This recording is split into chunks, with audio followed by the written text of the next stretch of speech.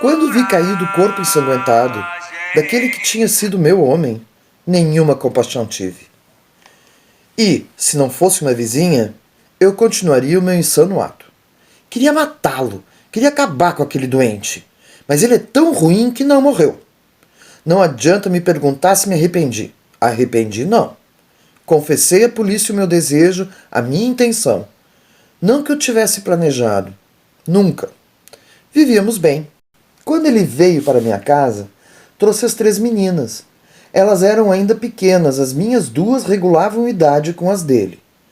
As 5 meninas tinham idades entre 5 e 9 anos. E logo selaram a irmandade entre elas. Pessoas desconhecidas, não sabedoras de nossa vida, nem imaginavam que o parentesco entre elas não tivesse o laço sanguíneo, pois fisicamente se assemelhavam. Ninguém dizia que elas eram filhas de mães e pais diferentes.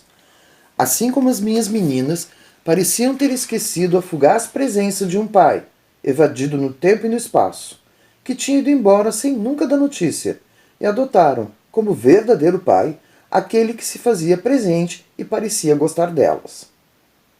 As meninas dele ganharam meu coração. Mãe me tornei de todas. Eu feliz assistindo as minhas 5 meninas crescendo. Uma confraria de mulheres. Nunca me importei com as investidas dele contra a feminina aliança que nos fortalecia.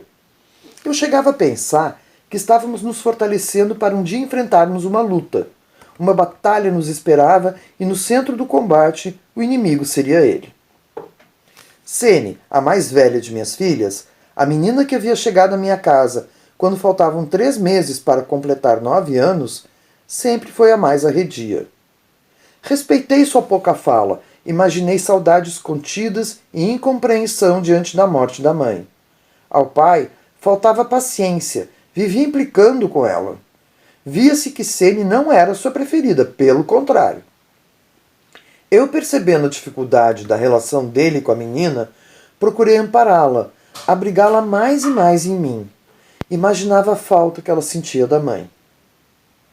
Certa vez, uma de suas professoras me chamou para saber se em casa éramos severos com ela. Ela observara que Sene tinha mania de perfeição e uma autocensura muito grande. Expliquei para a moça que não, que o pai implicava muito com ela, mas pouco ou nada exigia. Quando se dirigia à menina, era sempre para desvalorizá-la, constantemente com palavras de deboche, apesar da minha insistência em apontar o modo cruel com que ele tratava a filha.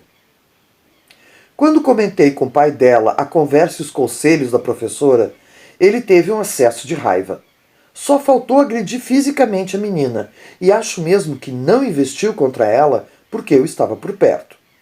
Sene entrou em pânico, chorava desesperadamente, me agarrava com tamanha força como se quisesse enfiar o corpo dela dentro do meu, como se pedisse abrigo no mais profundo de mim. A sensação que eu tive foi como se ela tivesse regredido no tempo. Não era uma mocinha de 12 anos que chorava, e sim uma menininha desesperada, pedindo socorro. Gritei, com raiva, para que ele saísse da sala e me deixasse com Sene, que era filha dele. Não era tanto assim, já que ele não tinha por ela o amor de pai. Abracei minha menina de 12 anos. Horas depois de ter sido enxotado da sala, o homem retornou à casa e, aproveitando que eu já estava dormindo, se encaminhou devagar para o quarto das meninas. Então puxou violentamente Sene da cama, modificando naquela noite a maneira silenciosa como ele retirava a filha do quarto e levava aos fundos da casa para machucá-la, como acontecia há anos. Naquela noite o animal estava tão furioso que Sene, para sua salvação, fez do medo, do pavor, coragem. E gritou em prantos. As irmãs acordaram apavoradas, engrossando a gritaria e o pedido de socorro. A princípio não reconheceram o pai. Só podia ser um estranho. E começaram a chamar por ele e por mim. Nem assim o desgraçado recuou.